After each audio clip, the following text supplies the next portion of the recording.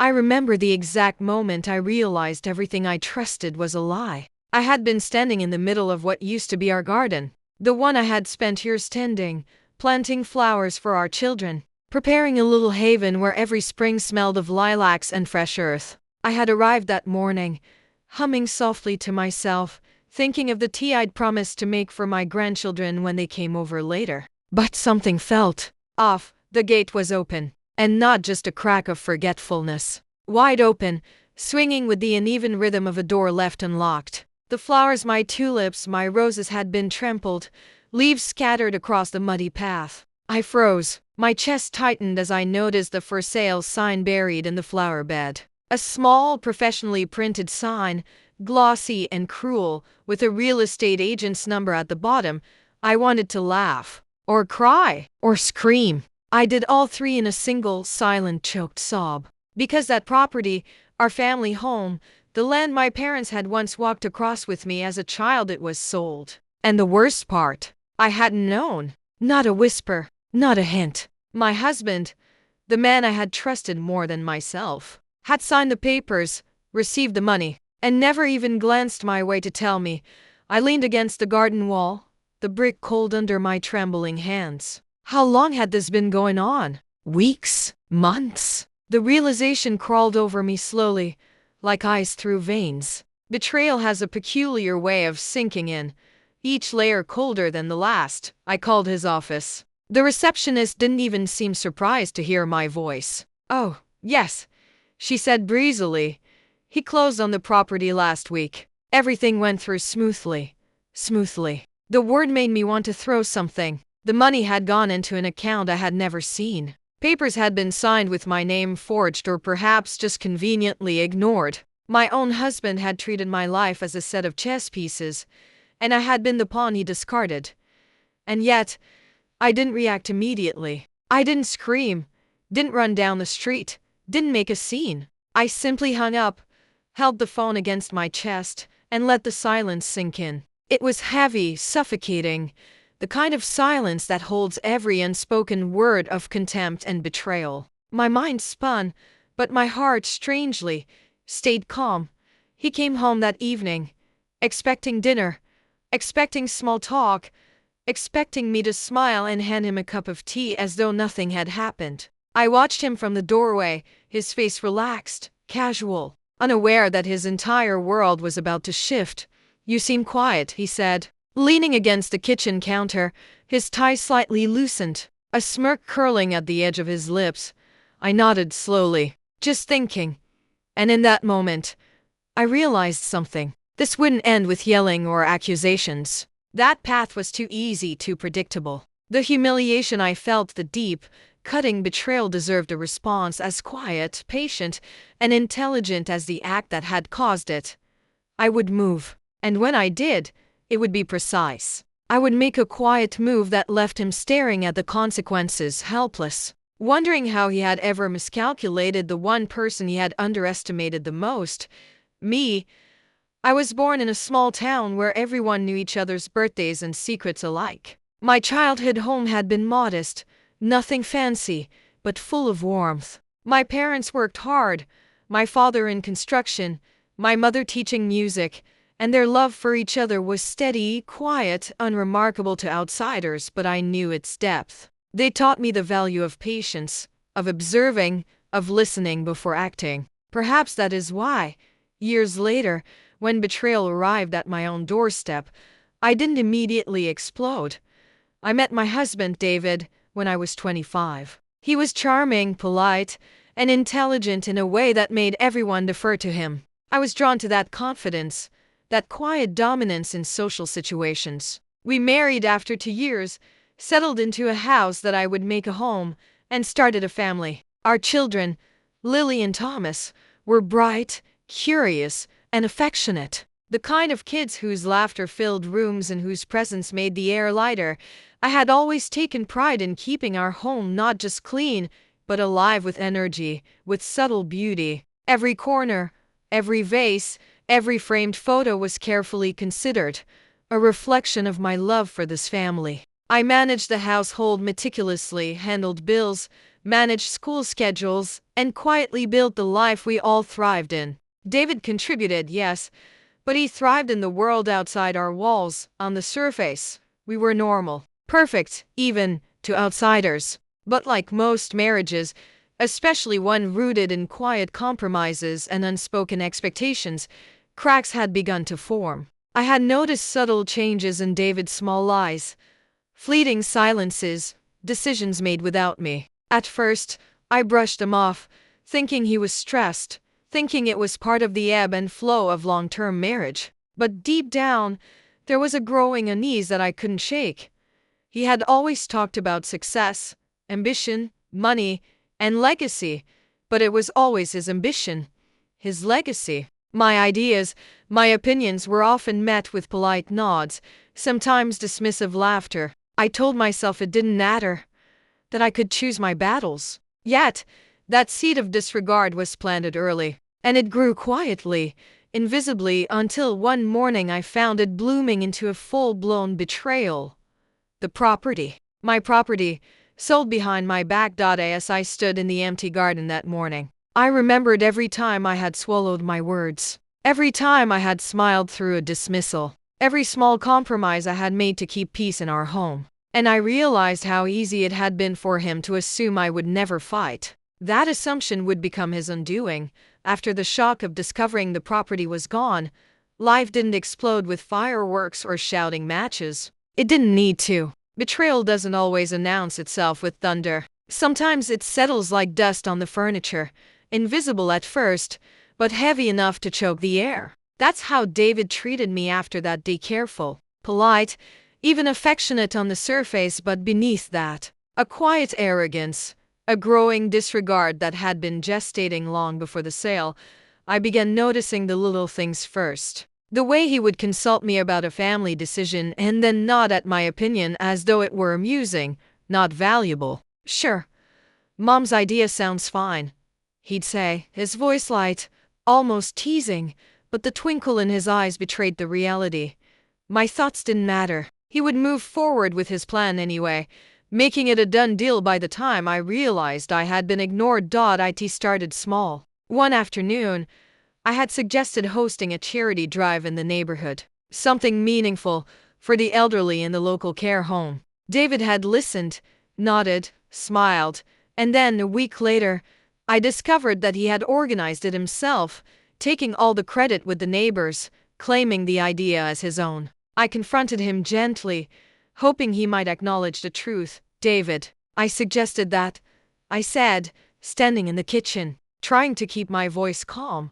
"Oh, I thought it was your idea." "Yes," he replied smoothly, a shrug, almost as if he'd made some generous concession. But I just took it and ran with it.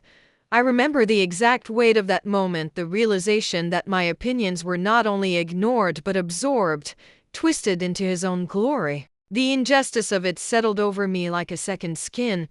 Then there were the silences, the small refusals to engage, the subtle diminishment of my presence. Conversations with him became exercises in navigation, like walking through a minefield without the reassurance of a map. I would try to speak, and he would nod absently, tapping away at his phone, already halfway out of the room in mind if not in body. Even our children noticed. Lily had asked one evening, with the bluntness only children can muster, "Mom, why does Dad never listen to you?" I had smiled at her then, brushing off the question, but inside it burned. Every child's innocent observation is a mirror, reflecting what adults too often refuse to see. That night, I lay awake listening to the quiet hum of the ceiling fan, thinking about all the times I had swallowed my pride, thinking about the garden, the house, the property, all quietly disappearing one piece at a time. Even friends began noticing. I would recount a simple story of an idea I had for family plans or a project at home, and later hear it recounted to me with a subtle alteration, David's voice taking the center stage as though I were merely a background actor in my own life. At first, I questioned myself. Perhaps I had imagined it. Perhaps my memory had blurred. But each incident accumulated, like raindrops forming a puddle, until the pattern was undeniable. It wasn't just my ideas or my space he disregarded, it was my dignity. He would make passing comments, small barbs disguised as jokes. "Oh, don't worry your pretty little head about the bills," or "That's cute. You're trying to keep up with me." I'd bite my tongue, smile politely, and retreat inward, cataloging every insult, every subtle undermining, every quiet dismissal. Friends and neighbors sensed it as well. The social dynamic shifted without a single word needing to be spoken. Invitations, discussions, and casual gatherings became spaces where my presence and insight were respected rather than dismissed. I could feel the tension in conversations with those who had previously deferred to David without question. There was a new awareness, a subtle acknowledgement that I was not to be overlooked, underestimated, or ignored. David attempted a few small maneuvers, minor assertions, casual reminders of past privileges, attempts at regaining control, but each was met with calm resistance, a gentle yet firm reinforcement of the boundaries I had set. He tried to charm, to negotiate, to remind me of shared history, but none of it carried the weight it once had. I had shifted the balance in ways both practical and psychological, and he could no longer navigate the terrain as he had before. Even the atmosphere in the house itself seemed to change. The spaces where I had once felt invisible, the kitchen, the living room, the study, now reflected my authority. Decisions were made with consideration, discussions were inclusive, and there was a sense of mutual respect that had been absent for years. Not the performative, superficial kind, but the quiet, enduring recognition that comes when one has been forced to confront their own misjudgment. Yet the emotional fallout was not solely about external acknowledgement. Within me, there were lingering currents of grief, for the years lost to quiet subservience, for the subtle betrayals that had accumulated without immediate response, for the dignity that had been tested again and again. But alongside the grief was clarity, the profound realization that patience, intelligence, and measured action could restore what was lost without resorting to spectacle or cruelty.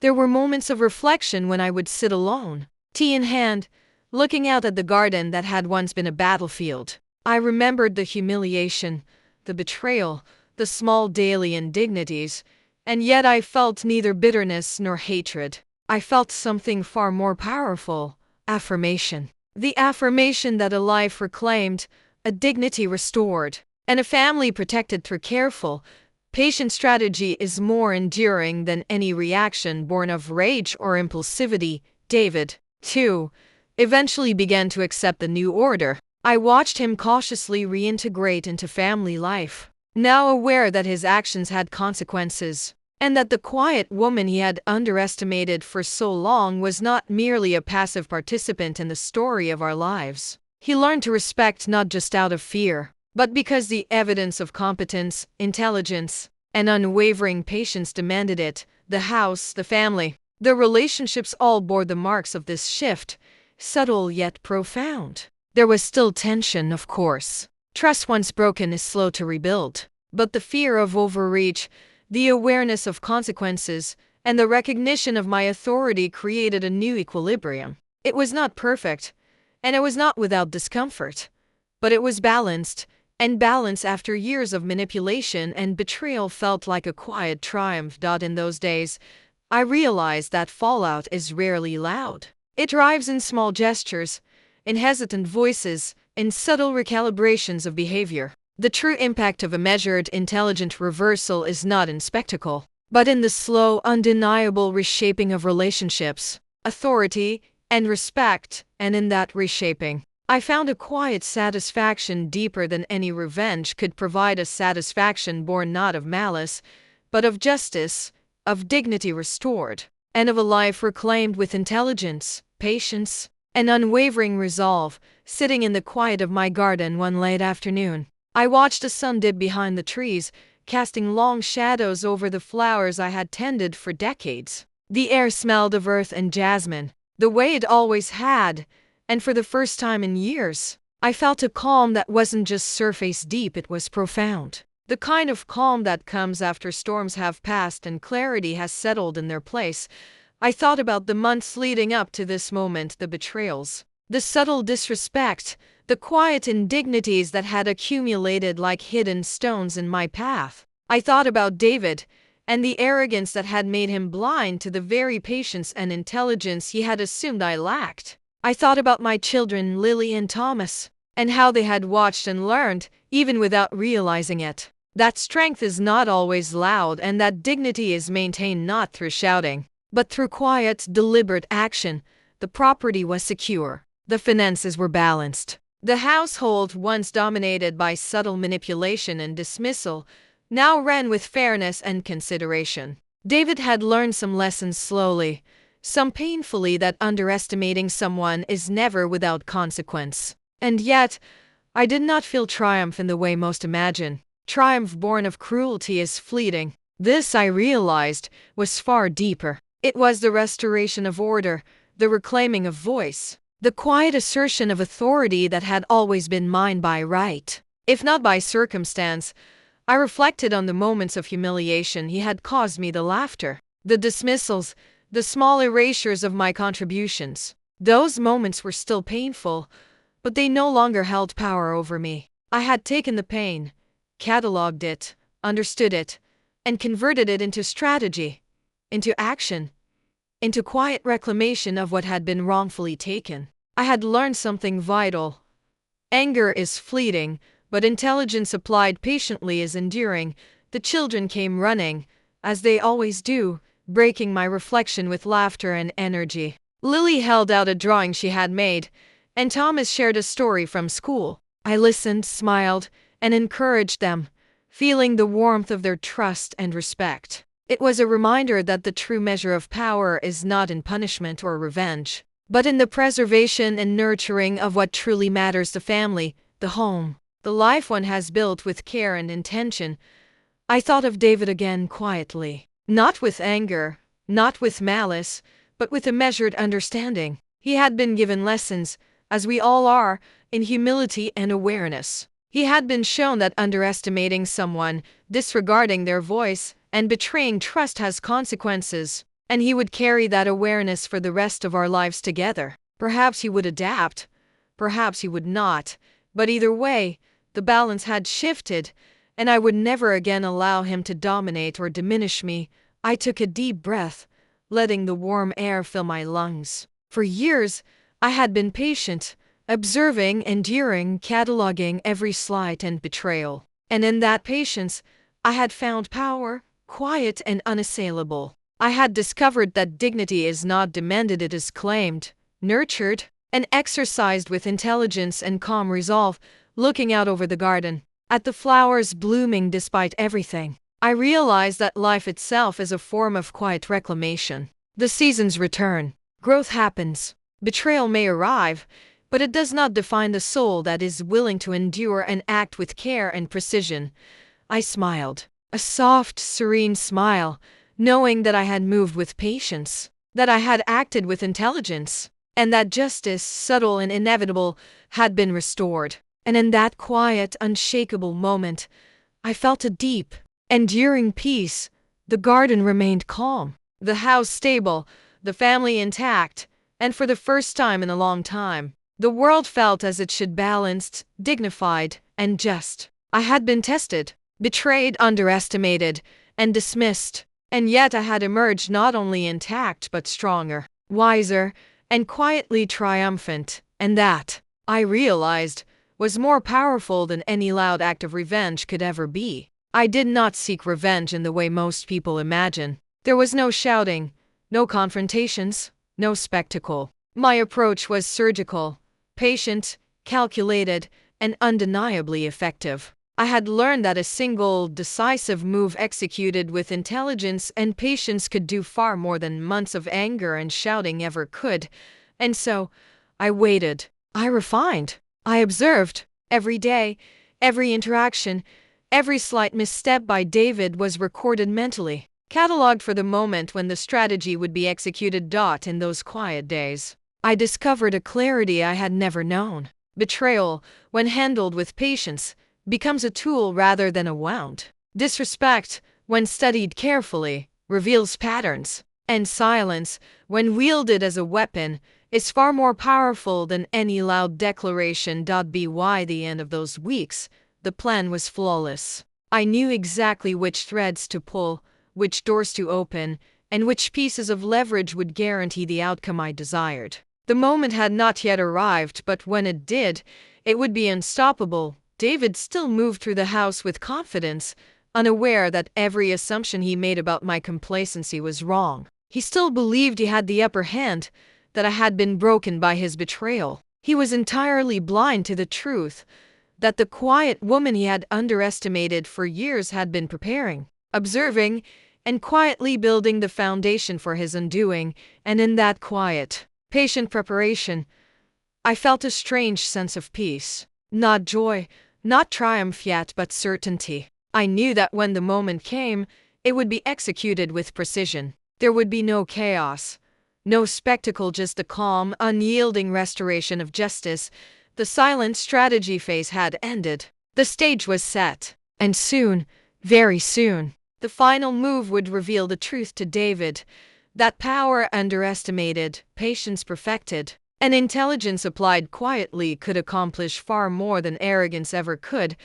The morning I decided to act, the house was still. Even the children seemed to sense a shift in the air, a quiet tension that had nothing to do with anger, but everything to do with inevitability. David was in the study, sifting through documents he believed were secure, smiling with the confidence of a man who thought he had anticipated every outcome. He hadn't, not once. I approached him calmly, carrying a small stack of files, each perfectly organized. I didn't knock, didn't hesitate. I simply entered, my footsteps soft but deliberate. He looked up, startled by my presence, not alarmed, just curious. He had no idea what was coming. "David," I said, my voice calm, steady, unflinching. "It's time we reviewed some of the recent decisions you've made without consulting me." He blinked, confused. "What are you talking about?" he asked, his casual arrogance faltering slightly. I laid the first file on the desk. It contained copies of every property transaction he had conducted in my absence, including the one that had set this all in motion. Every signature, every clause, every financial maneuver, meticulously documented and verified. "I noticed some irregularities," I said softly, watching him lean forward, eyes narrowing. "Some things that could be considered legally questionable." His confidence wavered for the first time in years. "Irregularities? What do you mean?" I smiled, but it was calm, almost imperceptible. Not triumph, not cruelty, just quiet, precise authority. "You signed documents using my name without my consent," I said. "You made decisions about family finances, investments, and properties without including me, despite knowing my rights and involvement. All of these actions are documented." David's jaw tightened. His mind raced, attempting to calculate a way out, a defense, some argument that could regain control. But there was none. Every step he had taken had been anticipated, every assumption catalogued, every oversight accounted for. I handed him the next file. It contained correspondence with lawyers, bank notices, and the evidence of the small manipulations and dismissals he had orchestrated over months, the subtle undermining of my ideas, the misattribution of credit for projects, the calculated disregard of my input in front of others. Each instance was logged with dates, times, and details that left no room for denial. He swallowed, words failing him. I could see the storm behind his eyes. The realization that the quiet woman he had underestimated for years had been orchestrating a response more devastating than any shouting match or argument he could have imagined. "Do you see now?" I asked, my tone soft but unwavering. "All these months I've been patient. I've observed, I've documented, I've waited. And now, you understand the consequences of underestimating me." He looked around, disoriented, grasping for control, but it was gone. Every move he had relied upon to assert dominance had been neutralized. Every assumption had been anticipated. He was finally facing the truth. The power he believed was his by default had been quietly reclaimed. I continued, gently but firmly. "I've already taken steps to correct the decisions that were made without my consent. The property is secure, our accounts have been reviewed, and the children's future is protected. You no longer control these things, you never did. I simply allowed you to believe otherwise until the right moment. The room was heavy with silence. David's lips moved, forming words that never fully reached the air. I could see the frustration, the disbelief, the humiliation, silence, devastating humiliation, the kind that no amount of pride or arrogance could mask. You can't just, he started, but I raised a hand. I already did, I said softly, and I did it without anger, without spectacle, without drama. I did it with patience, observation, and precision. The quiet moves are always the most effective, they're the ones no one sees coming. He sank into the chair, head in hands, and I knew the reversal was complete. Not in noise, not in confrontation, but in undeniable truth. He could protest, he could argue, but every argument would be met with evidence, with calm authority, with a clarity of mind he had never anticipated. I left the room then, walking through the house with measured steps, letting the weight of my actions settle. The children followed quietly, sensing the shift. They didn't need explanations, they could feel it, that the quiet, patient, observant mother they had always known was capable of incredible strength when pushed too far. That day, the balance of power shifted. Not because I shouted, not because I humiliated him publicly, but because I had quietly reclaimed my life, my dignity, and my family's future. David could no longer assume control. He could no longer dismiss me, belittle me, or undermine me. I had waited, I had planned, and now, the outcome was final. I stood by the window later that evening, looking out at the garden, the space that had once been a battlefield now calm and restored. The sense of quiet satisfaction was profound, not vengeance, not triumph in cruelty, but the restoration of justice and dignity. The power reversal had been executed flawlessly, without spectacle, without anger, simply with patience, intelligence, and quiet strength, and in that stillness, I realized something essential. The woman who is underestimated for years can achieve more in silence than 1,000 shouting matches ever could. The quiet moves, the careful observation, the patient strategy, they are the truest forms of power. The days following the reversal were not dramatic in the way most might imagine. There were no shouting matches, no public confrontations, no desperate attempts at reclaiming control. Instead, there was a quiet, almost eerie adjustment, a recalibration of power that only revealed itself slowly, in small gestures and silent acknowledgments. David moved through the house differently. Where once he had carried himself with effortless authority, now there was hesitation in his steps, a subtle self-consciousness in his tone. He would approach conversations cautiously, careful not to overstep, unsure if his assumptions would again be challenged. Every casual glance, every flippant remark, seemed measured, calculated, as though he were trying to gauge the boundaries I had quietly established.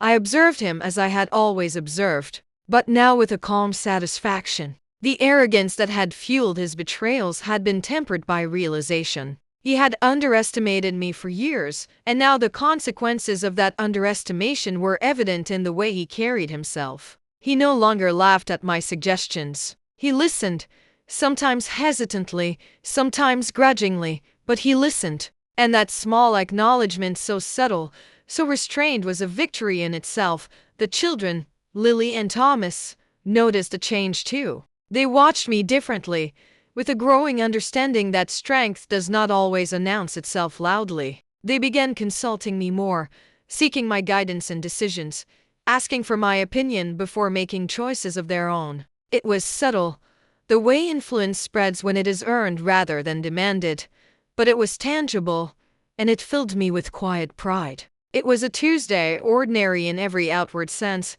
but ordinary days have a way of hiding extraordinary betrayals. David had invited a few business associates over for a small dinner. He called it casual networking, though I knew better. I spent the morning preparing, meticulously arranging the table, choosing dishes I knew he liked, anticipating the flow of the evening. I did it not out of subservience, but because I had learned long ago that appearances matter. They matter more when a betrayal has to be observed in full. The guests arrived. Everything seemed fine. David moved through the room with his usual charm, laughing a little too loudly, speaking a little too smoothly, clearly enjoying the attention. And I, standing nearby, observed quietly. I watched the way he positioned himself in the conversation, the way he dismissed me with a single nod when I offered a suggestion about dessert, the way he assumed he was the center of every eye in the room. It should have stung. And it did, but instead of reacting, I catalogued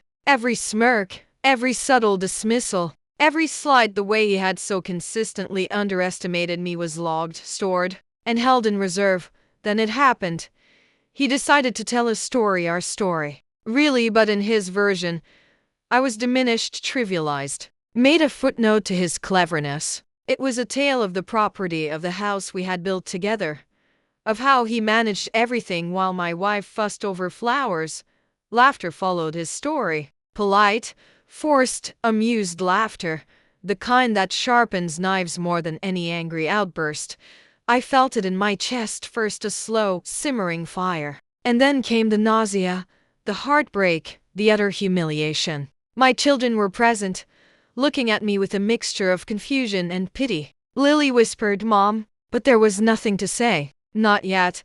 I smiled softly, a calm, almost imperceptible smile, and excused myself from the room, upstairs, in the quiet of my bedroom. I let myself finally acknowledge the depth of my emotions, the betrayal, the humiliation, the anger that had been simmering under a surface of patience and observation. And yet, even in that moment of raw clarity, I felt a strange calm, a certainty that the humiliation inflicted upon me was not the end, but the prelude. David had reached the peak of his arrogance. He believed he had won not just the property, not just the household decisions, but the narrative of our lives. He believed that every slight, every dismissal, had cemented his dominance. But arrogance has a brittle edge, and he had polished it so well that it now reflected the perfect image of vulnerability, of exposure for someone willing to wait.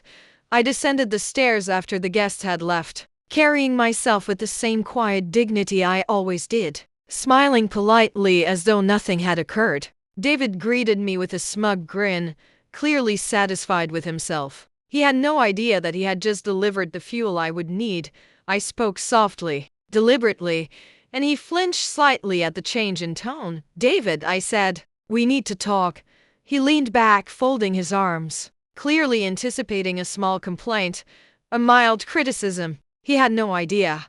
"I know about everything," I said. "The property, the accounts, the decisions made without me. I've known for months. I've been observing, documenting, understanding every move."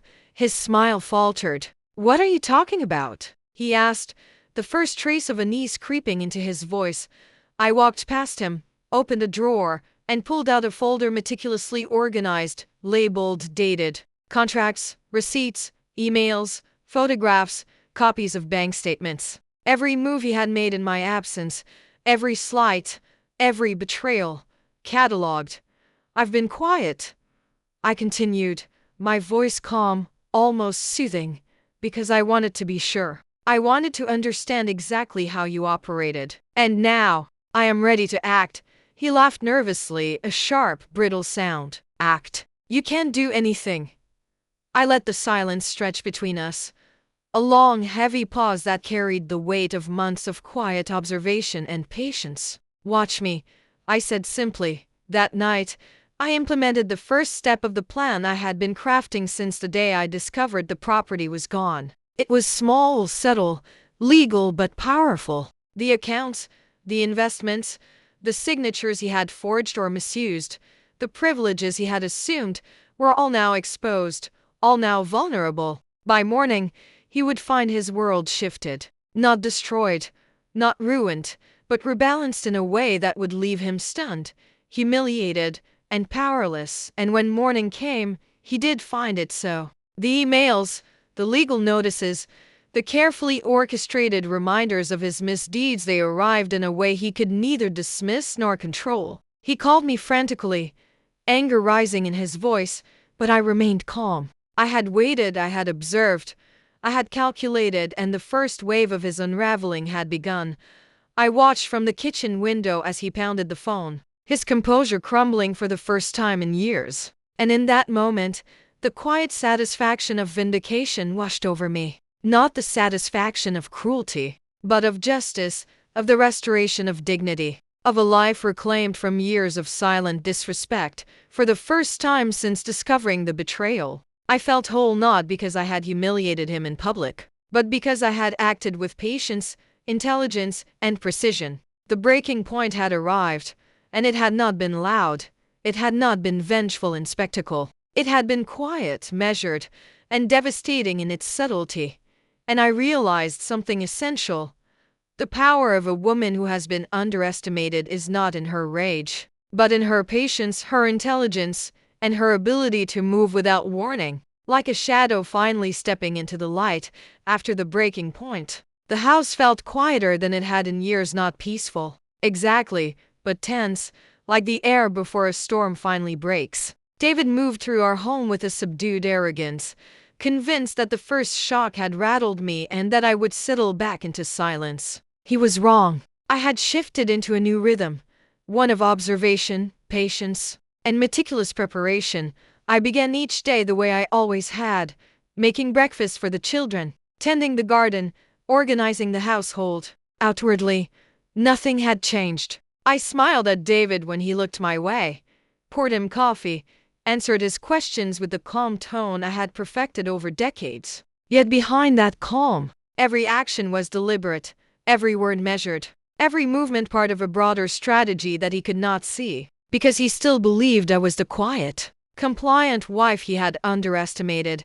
I spent hours reviewing documents, consulting experts under the guise of casual curiosity, asking questions that seemed innocent but were anything but. Lawyers, accountants, property managers, each conversation added a piece to the puzzle, revealing loopholes, weaknesses, and leverage points. I was careful not to show my hand, not to hint at the careful orchestration behind my calm exterior. Every phone call, every inquiry, was a step in a slow, invisible march toward a resolution that would leave him reeling at home. I refined the children's understanding of the situation without alarming them. Lily and Thomas watched me work, curious, cautious, but reassured by my composure. I explained to them that sometimes people make mistakes or bad choices, and that patience and careful planning can correct injustices. I wanted them to understand that strength is not always loud, and that dignity often lies in quiet action rather than confrontation.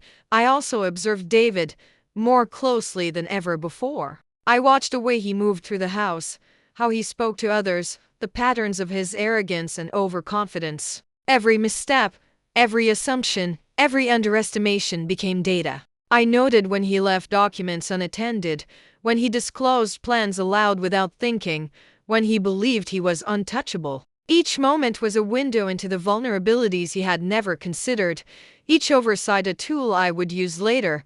I began small, strategic actions, testing boundaries without revealing intent. I corrected minor errors in accounts he had handled carelessly. I subtly reorganized legal documents so that deadlines and clauses aligned in ways that benefited me. I made inquiries under neutral pretenses, asking questions that seemed harmless but were designed to uncover weaknesses in his control. Every step was deliberate, calculated, a quiet assertion of competence he could not yet perceive. Friends and neighbors noticed subtle changes too. Where he once dominated conversations, I now spoke with calm authority, sharing insights, offering guidance that he could not easily dismiss. David's confidence began to show cracks, though he did not understand why. He could sense vaguely that his assumptions about me were flawed, but he lacked the patience to fully analyze the situation. Blinded as he was by the arrogance that had led him to betray me in the first place. At night, I would sit quietly in the living room, reviewing the day's observations, making notes, refining my strategy. I imagined every scenario, every possible reaction, every potential outcome. I allowed the plan to unfold in my mind with precision. The power lay in restraint, in the ability to wait until the moment was perfect, until every piece was in place and the consequences unavoidable. And there were moments of betrayal that didn't involve words at all. One Saturday, I noticed his glance linger a little too long on an old photograph of my mother. Not with admiration, but calculation. I couldn't place it at first, but later, I discovered he had been quietly selling off items from my parents' estate that I had treasured, selling them to collectors while pretending I had consented. The sense of violation that washed over me then it was deeper than any shouting match could have reached. He had turned the past I loved, the memories I clung to, into currency without a second thought. By now, I had learned to observe him as one observes a storm, predictable in pattern, dangerous in subtlety. I noted when he underestimated me, when he believed my quiet compliance was weakness. Each incident, each slight, was a lesson, an insight into his arrogance. The more he ignored me, the more I began to understand his rhythm, his assumptions, his blind spots.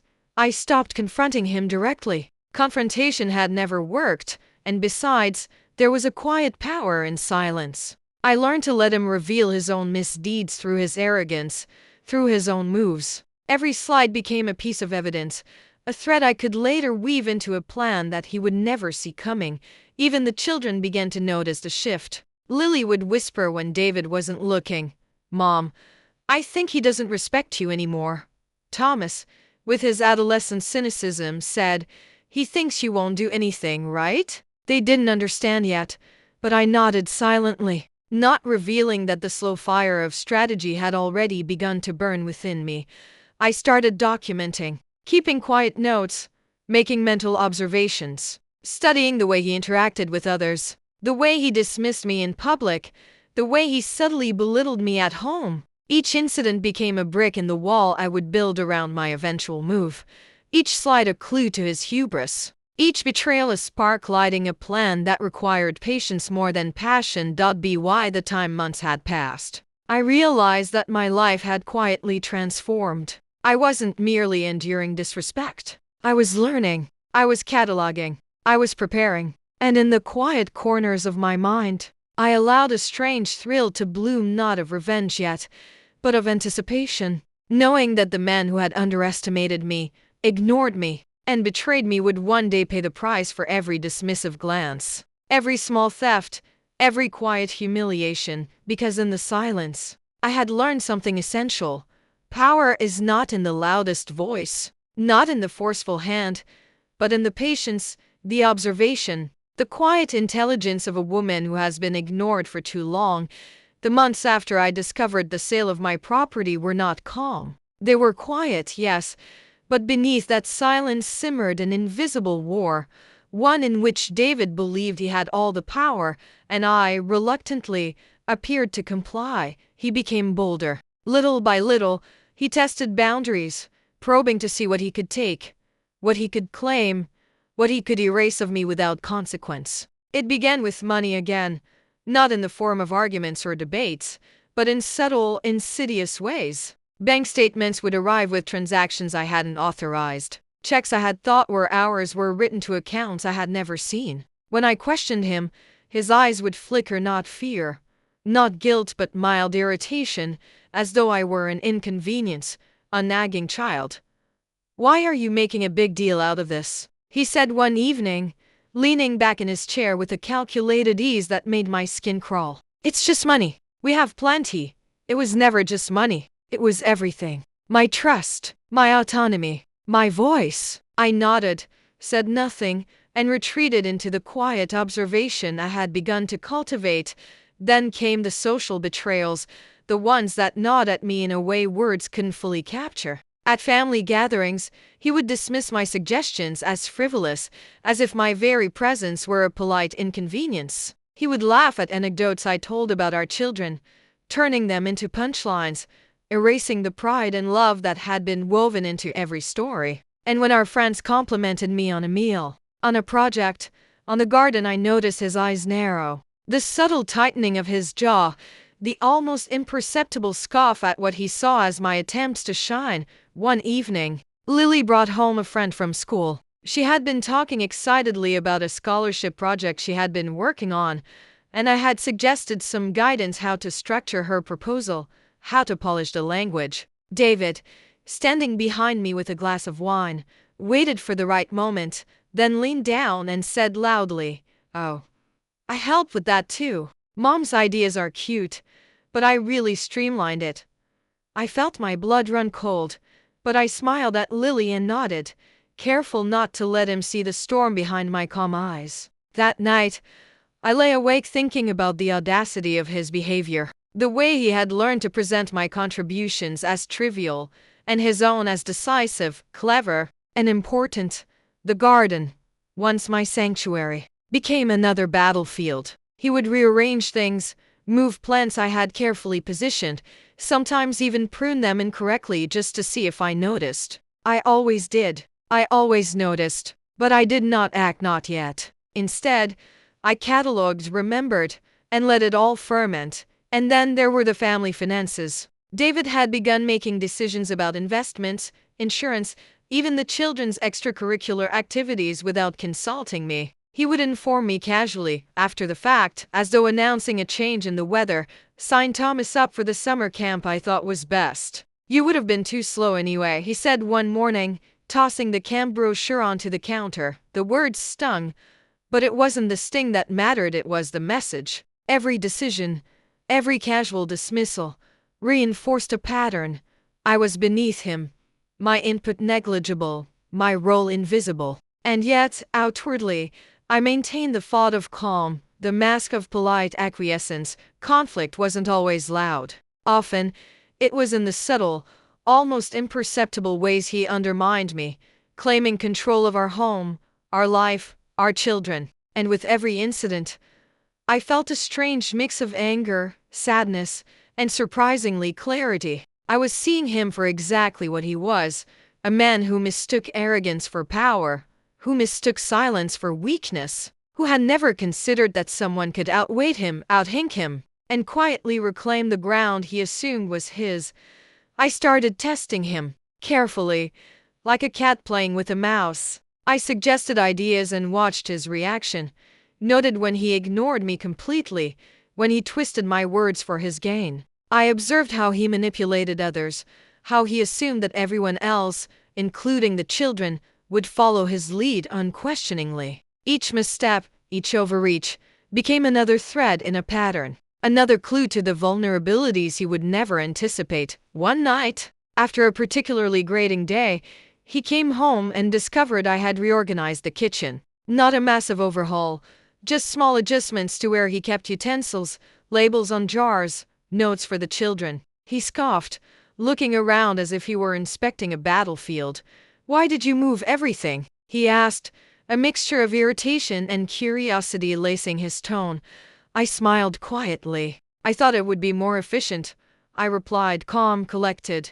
He grunted and walked away, but I knew he noticed. Small acts, imperceptible at first, begin to unsettle those who take others' compliance for granted. And I began to understand the rhythm of escalation. The way a person like David could be destabilized not with yelling, not with confrontation, but with quiet, consistent assertion of competence and presence. Even the children, though young, were beginning to sense it. Lily would pause when David dismissed her ideas, looking at me for reassurance. Thomas, growing into adolescence, started noticing the discrepancies between what I said and what David claimed. They weren't yet allies, not fully, but I could see the subtle shifts. They were learning quietly that respect isn't demanded, it's observed, earned, or sometimes quietly enforced.